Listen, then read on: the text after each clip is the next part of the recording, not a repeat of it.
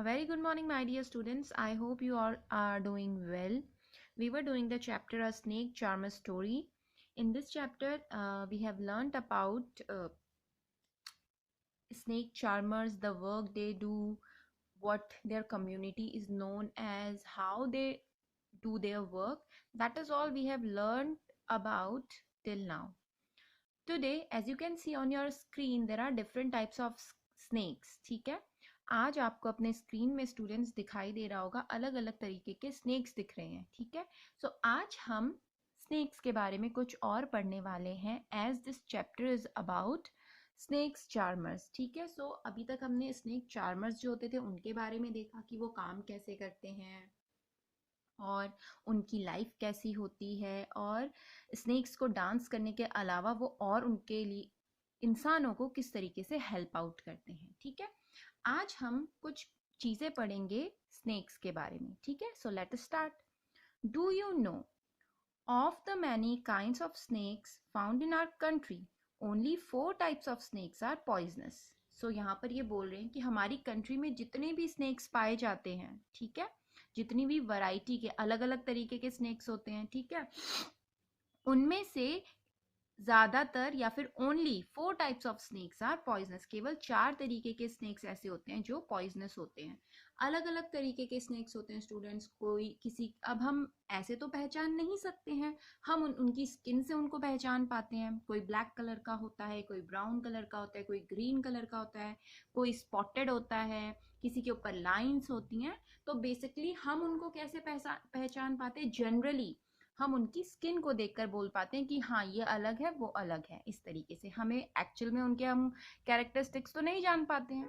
तो अगर हमारी कंट्री के सारे स्नेक्स जितने भी मिलते हैं उनमें से केवल 4 टाइप के स्नेक होते हैं बच्चों, जो कि पॉइजनस होते हैं, यानी कि जहरीले होते हैं. ठीक है, they are cobra, common krait, Russell's viper, जिसको ब्रैकेट में डुबोइया भी लिख रखा है यहाँ पे, सॉ स्केल्ड वाइपर, अफाई. ठीक है, सो यहाँ पर हमें 4 टाइप्स ऑफ स्नेक्स बताए गए हैं जो कि हमारी कंट्री में पाए जाते हैं, इंडिया में पाए जाते हैं, और जो कि पॉइजनस होते हैं, यानी कि जहरीले होते हैं. पॉइजन का मतलब होता है जहर, something that is toxic, that is harmful to living organisms. ठीक है, पॉइजन आपको समझ में आया ना? तो ये स्नेक्स में क्या होता है, ये टॉक्सिक एलिमेंट या फिर पॉइजन पाया जाता है. ठीक है, आपको यहाँ पर नाम अभी दिखा दिए. अब नाम आपने देख लिए, उसके साथ आप यहाँ पे पिक्चर्स गिवन है जिसको देखकर आप ये भी अंदाजा लगा सकते हैं कि ये दिखने में कैसे होते हैं. ये देखिए, ये अफाई का पिक्चर आपको यहाँ पर दिख रहा है. अफाई जिसको कि बोला गया है सॉ स्केल्ड वाइपर.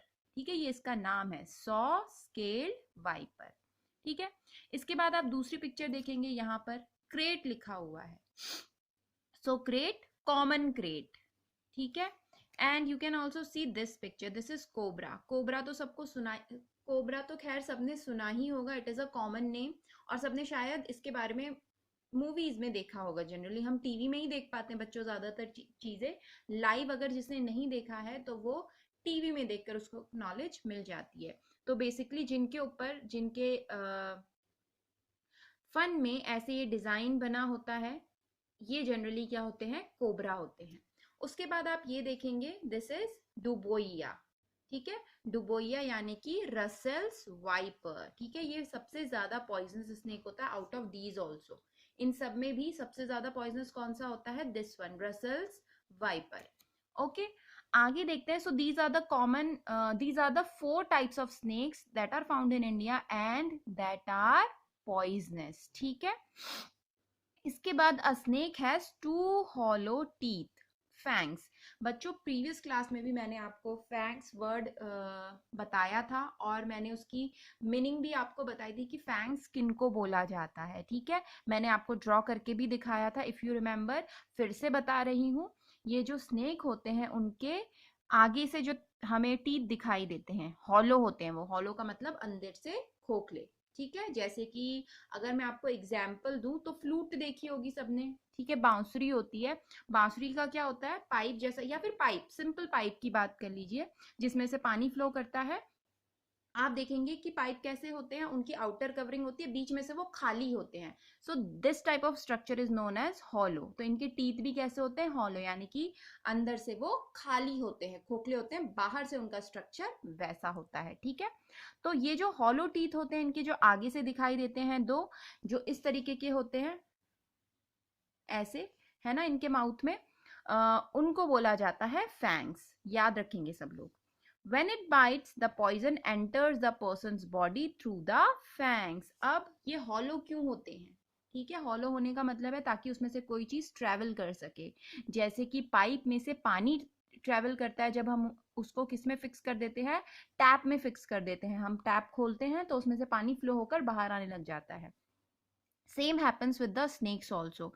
जब ये काटता है तो जहां पर ट्यूब में, इनके जो ट्यूब होती है जिसमें कि पॉइजन स्टोर होता है, ठीक है, पॉइजन प्रोड्यूस करके जहां पर वो स्टोर होता है, वहां से ये टीथ कनेक्टेड होते हैं और इन टीथ में से क्या होता है, पॉइजन बाहर आ जाता है। ठीक है, there is a medicine for snake bites. ठीक है, स्नेक बाइट्स के लिए मेडिसिन भी है।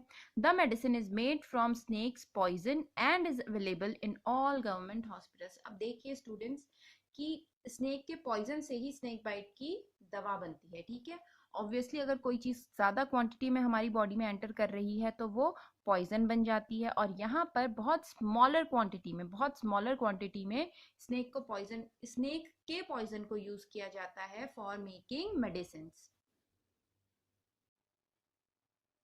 Okay, that was all about the common type of snakes that are found in India that are poisonous. Okay, आपने पिक्चर भी देखी, आपको नाम भी आज पता चल गए हैं। अब यहाँ पर एक क्वेश्चन है students, like snake charmers which other people depend on animals for their livelihood. Snake charmers की तरह और कौन से लोग होते हैं जो कि एनिमल्स पे डिपेंड होते हैं अपने लाइवलीहुड के लिए? जनरली जो सर्कस होते हैं या फिर जूज होते हैं, या फिर आपने, अगर हम सिंपल लोकल में बात करें तो आपने मदारी सुना होगा, जो बंदर को लेकर आता है, ठीक है, और वो म्यूजिक बजाता है, बंदर उसमें डांस करता है। सो these kinds of works that are related to animals, and these are the people who are dependent on animals for their livelihood। ठीक है, जैसे कि जू में क्या होता है, लोग जाते हैं जानवरों को देखने के लिए, तो उससे अर्निंग होती है जिन्होंने वो जू बनाया होता है उनकी। Talking something more about animals.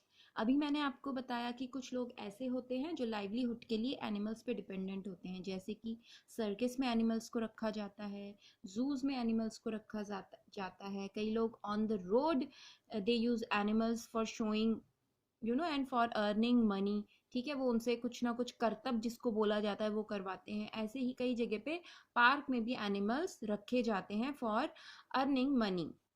Okay, so students,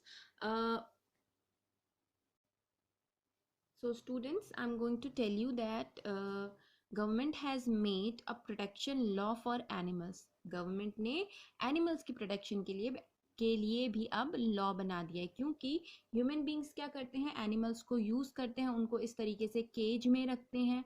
ठीक है, तो ये उनका, आप कह सकते हैं, नेचुरल हैबिटेट नहीं है। इनको भी, ये being a living organism, being a living thing, इनको भी फ्रीली जीने का क्या होता है, राइट होता है। सो अब एनिमल प्रोटेक्शन लॉ बन गए हैं, जिसमें कि कोई एनिमल्स को पकड़ नहीं सकता है, कोई एनिमल्स को इस तरीके से बांध के नहीं रख सकता है, और अपनी अर्निंग के लिए कोई एनिमल्स को इस तरीके से यूज नहीं कर सकता है। ठीक है स्टूडेंट्स, आई होप आपको ये चैप्टर समझ में आया होगा।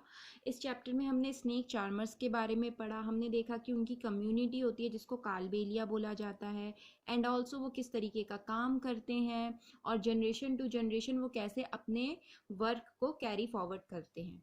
इसके बाद बच्चों हमने ये भी समझा कि स्नेक चार्मर्स जो है वो धीरे धीरे उनकी नंबर बोल सकते हैं आपकी कम होते जा रहा है, क्योंकि ये अब चीज खत्म होते जा रही है, क्योंकि जैसे कि मैंने आपको बताया कि एनिमल प्रोटेक्शन लॉ बन गया, जिसकी वजह से किसी भी एनिमल को पकड़ना, उनकी हंटिंग करना, ठीक है, उनको अपने पर्पस के लिए यूज करना, ये सब कुछ उसमें बैंड है। ठीक है, इसको कोई नहीं कर सकता, अदरवाइज उनके अगेंस्ट क्या हो सकती है, कंप्लेंट हो सकती है। ठीक है, so that is why this is against the law now, ठीक है। सो ये बंद हो चुका है, इस वजह से क्या है, स्नेक चार्मर्स का जो काम है वो भी अब धीरे धीरे कम हो गया है। लेकिन अब स्नेक चार्मर्स का काम केवल स्नेक्स को डांस कराने का ही नहीं था, वो स्नेक बाइट की दवा भी देते थे और अलग अलग टाइप की मेडिसिन भी वो लोग देते थे।